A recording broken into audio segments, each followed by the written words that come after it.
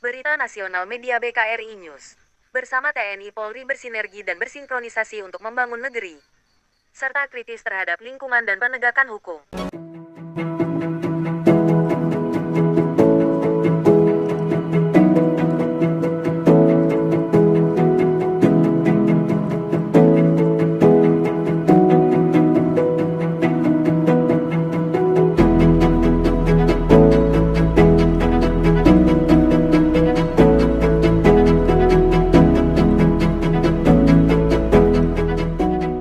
Bismillahirrahmanirrahim. Assalamualaikum warahmatullahi wabarakatuh. Selamat pagi, salam sejahtera bagi kita semuanya. Shalom, Om Swastiastu, Namo Buddhaya, salam kebajikan. Yang saya hormati Menteri Koordinator Bidang Perekonomian Bapak Erlangga Hartarto, yang saya hormati Menteri Keuangan Ibu Sri Mulyani, yang saya hormati Presiden Direktur UOB Bapak Indra Gunawan beserta seluruh jajaran komisioner dan direksi UOB serta seluruh manajemen, Bapak Ibu tamu undangan yang berbahagia.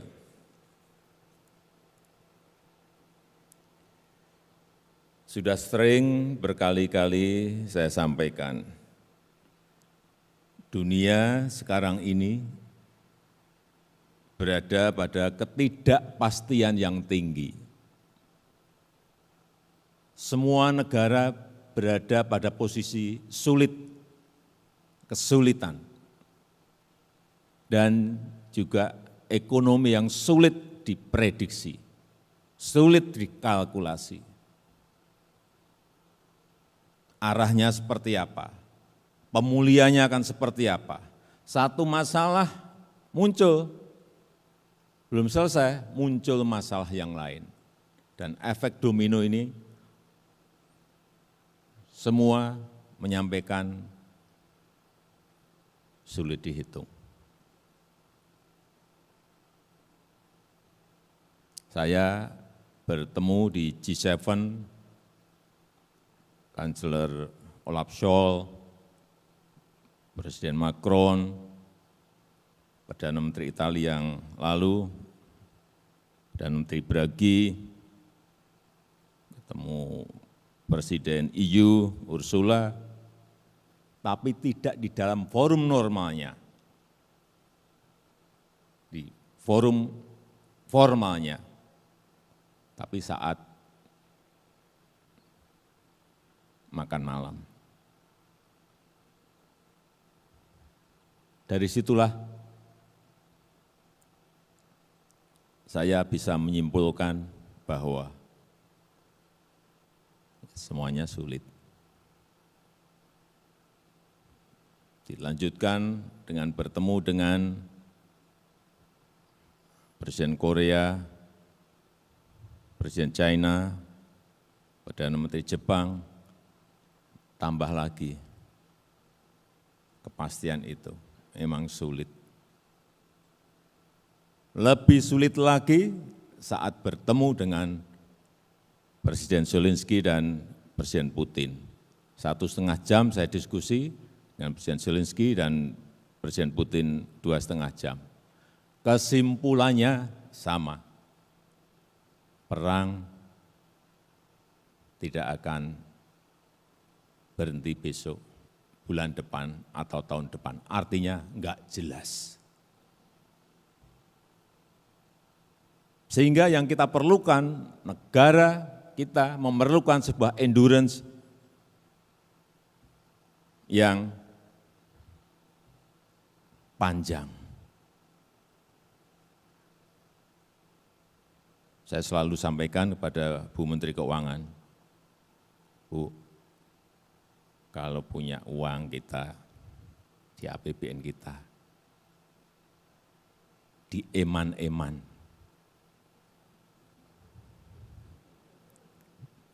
itu bahasa Inggris itu di eman-eman. Di eman-eman, dijaga, hati-hati mengeluarkannya. Harus produktif, harus memunculkan return yang jelas.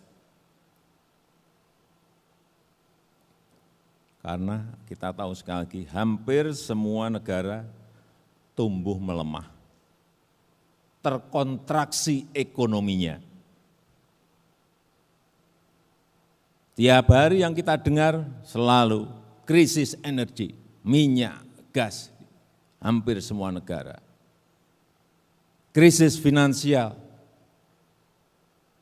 pergerakan currency, nilai tukar yang melompat-lompat baru aja sehari 2 hari ini karena APBN di UK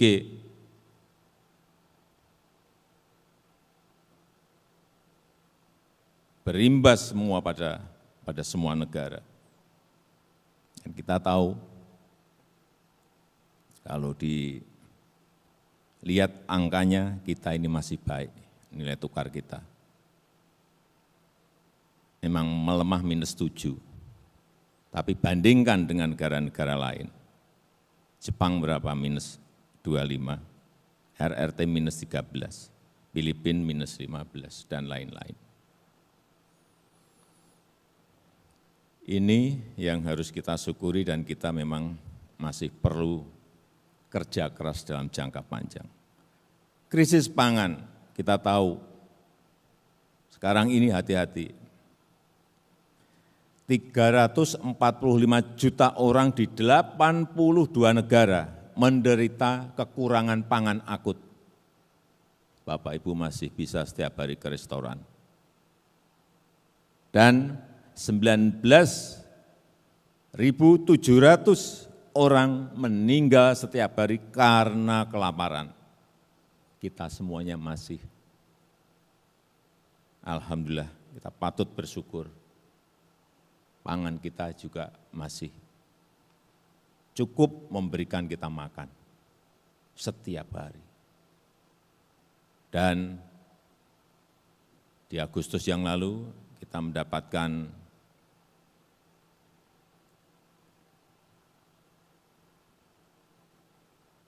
pengakuan dari International Rice Research Institute bahwa sejak 2019 kita telah swasembada beras dan sistem ketahanan pangan kita dinilai baik.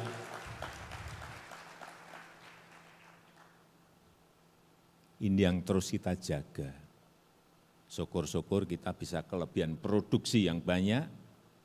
Kenapa kita sekarang ingin bangun food estate, supaya ada kelebihan produksi. Selain menjaga ketahanan pangan kita juga bisa membantu negara lain dalam hal urusan pangan, kita ekspor. Yang kedua, negara kita, Indonesia, kalau saya melihat pemulihan ekonominya masih relatif masih kuat. Coba kita lihat satu-satu. Ini tadi saya baru saja pagi tadi mendapatkan laporan. Saya tiap pagi itu selalu mendapatkan laporan angka-angka. Sarapan pagi enggak pernah angka-angka sarapan tiap pagi. Selalu. Kita lihat realisasi pendapatan negara mencapai 1.764. Ini tumbuh 49% year on year.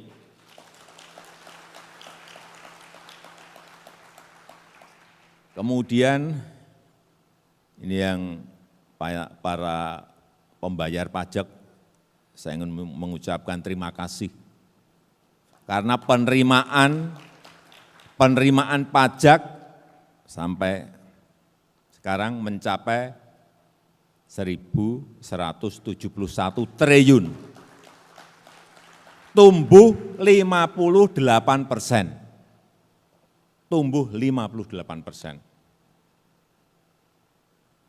Artinya pembayar pajak masih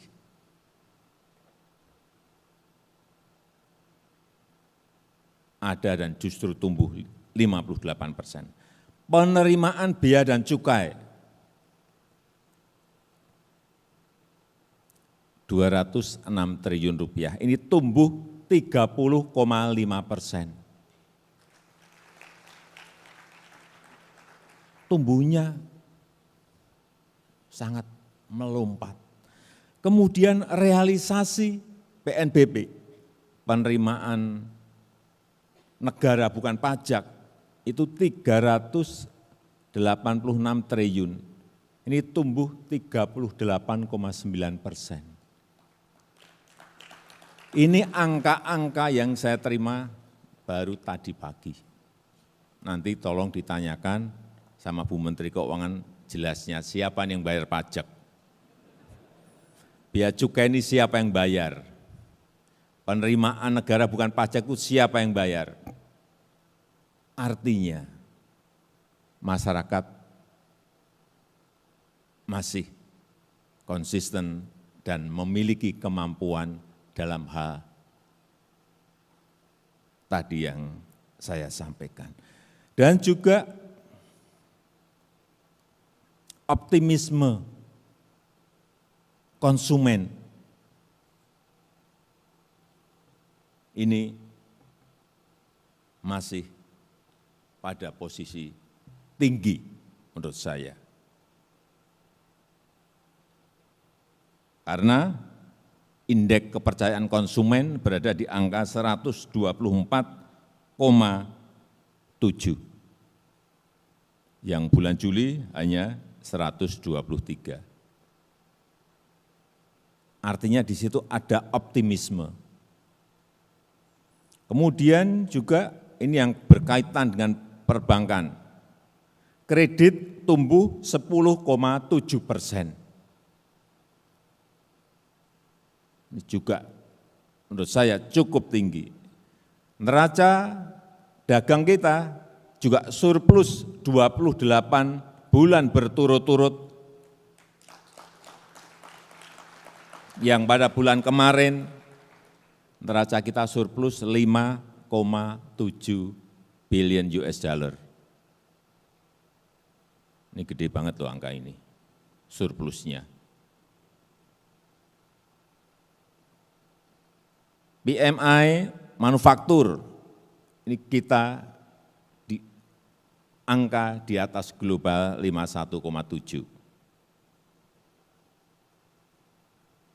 Jadi kalau saya disuruh memperkirakan, kalau kuartal kedua kemarin kita bisa tumbuh 5,44%, coba dicari negara G20 yang tumbuh di atas 5. Kita ini tertinggi loh di G20.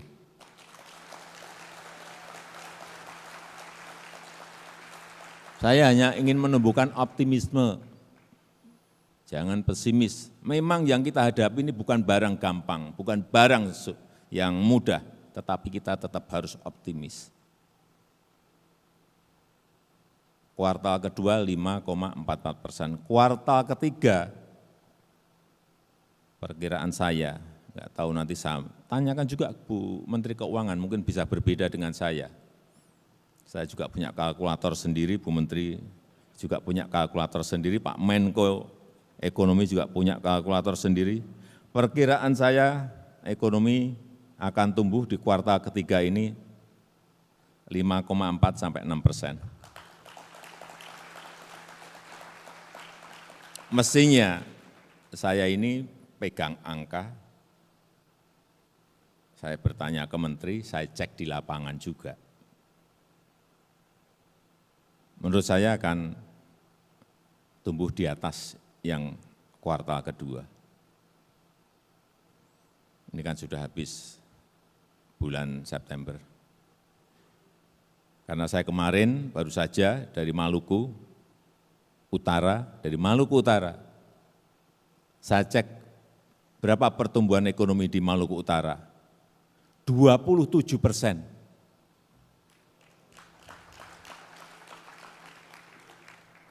Dari mana ini saya cek, kalau sudah seperti itu saya cek di BI, saya cek di pemerintah daerah, bisa angka 27% ini dari mana? Saya awal enggak percaya, setelah saya cek detail, oh benar. Dulu ekspornya nikel hanya raw material, hanya mentahan. Sekarang sudah ada industri smelter di sana. Inilah kenapa berkali-kali saya sampaikan hilirisasi ya karena itu. Dan yang ketiga, kita ini terus meskipun dalam keadaan sulit, tadi Pak Indra sudah menyampaikan, kita tetap konsisten membenahi hal-hal yang fundamental. Infrastruktur, terus.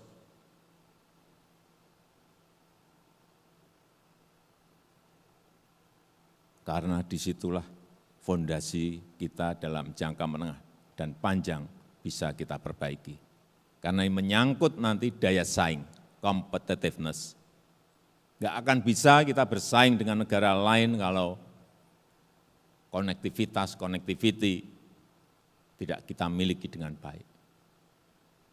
Jalan, airport, pelabuhan, pembangkit listrik itu kunci dasar kalau kita ingin bersaing dengan negara lain. Kalau itu kita tidak memiliki, kalau stok infrastruktur kita rendah, mana bisa kita bersaing dengan negara-negara lain. Pertama infrastruktur, yang kedua tadi sudah saya sampaikan hilirisasi. Jangan sampai kita berpuluh-puluh tahun hanya menjual bahan mentah saja. Komoditas mentah saja, ini stop, tapi satu-satu, enggak barengan. Dan harus kita paksa. Nikel dulu kita stop rame. Orang datang ke saya ini kan bisa ketemu dengan siapa saja, saya terbuka. Semua orang menyampaikan, Pak hati-hati Pak, ini nanti ekspor kita bisa anjlok. Karena Bapak menghentikan nikel. Nikel setiap tahun pada saat ekspor kita mentah, kira-kira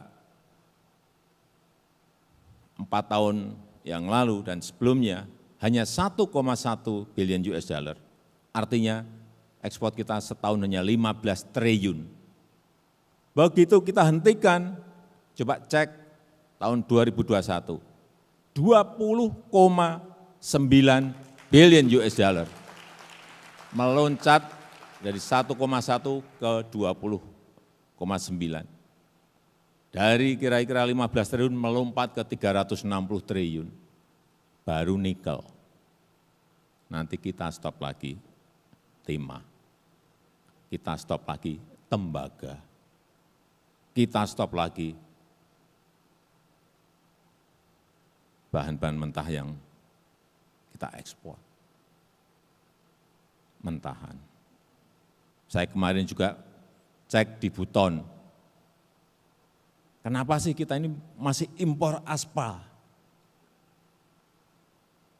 Data yang saya terima kira-kira 5 juta ton per tahun. Kita punya aspal kok. Saya cek ke lapangan, ternyata enggak ada industrinya di situ. Baru satu yang produksinya hanya 100.000 ton per tahun. Kita impor malahan, punya raw material malah impor. Ini apa-apaan? Kesalahan-kesalahan seperti ini yang harus dihentikan. Industrialisasi, hilirisasi. Itu peluang. Kalau Bapak Ibu mendengar seperti ini, oh peluang, wah investasi, industri aspal. Itu kita baru berbicara kebutuhan dalam negeri loh. Kalau ekspor tambah ekspor, gede banget. Deposit aspal kita itu ada 662 juta ton. Yang dibiarkan, malah kita impor. Kesalahan-kesalahan seperti ini harus berhenti. Kemudian hal fundamental yang lainnya, ketahanan pangan, ketahanan energi ini terus harus diperbaiki. Kita telah memiliki misalnya ketahanan energi B30, nanti tingkatkan menjadi B40, sehingga kita betul-betul kuat dalam hal ketahanan energi. Ketahanan pangan juga tadi sudah saya sampaikan. Dan yang keempat, sekarang ini semua negara sedang berkonsentrasi memusatkan dirinya pada yang namanya inflasi. Ini menjadi momok seluruh negara sekarang ini. Takut semua yang namanya barang, yang namanya inflasi. Kenaikan barang dan jasa ini menjadi ketakutan yang luar biasa. Angka-angkanya coba kita lihat, inflasi kita kemarin masih di angka 4,6% saya lihat. Yang lain-lain coba dibandingkan.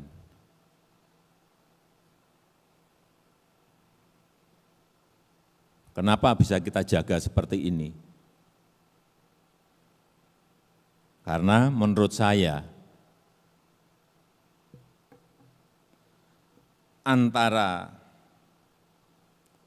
otoritas pemegang fiskal APBN, yaitu Bu Menteri Keuangan, dengan Bank Sentral, yaitu BI, itu berjalannya beriringan, rukun.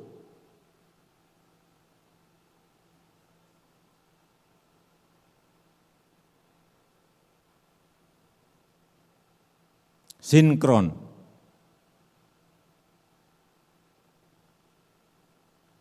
Coba bandingkan dengan negara yang lain, otoritas moneter dan otoritas fiskal. Bank sentralnya naikin bunga, Menteri Keuangannya naikkan defisit.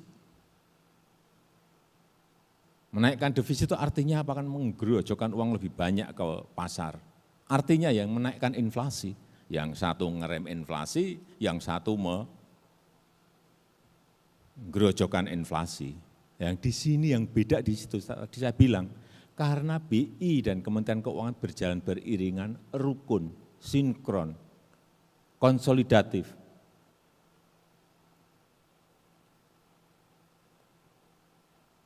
APBN-nya konsolidatif, APBN-nya menyehatkan, berani memutuskan. Banyak yang menyarankan, Pak Presiden, kita harus untuk menumbuhkan ekonomi, kita minta ke DPR agar fiskal kita bisa diberi kelonggaran lebih dari 3% lagi, seperti krisis. Saya diskusi dengan Bu Menteri Keuangan, beliau menyampaikan alasan banyak, ya kita putuskan tetap di bawah 3% saja. Yang penting APBN kita harus sehat. Ini kunci. Dan Bank Sentral saya melihat hati-hati, prudent, menyesuaikan situasi tetapi juga konsisten juga kepada pelaku-pelaku industri. Yang paling penting adalah bisa menjaga stabilitas. Terakhir, saya sampaikan kepada Bu Menteri, Bu Menteri, kita ini memiliki amunisi.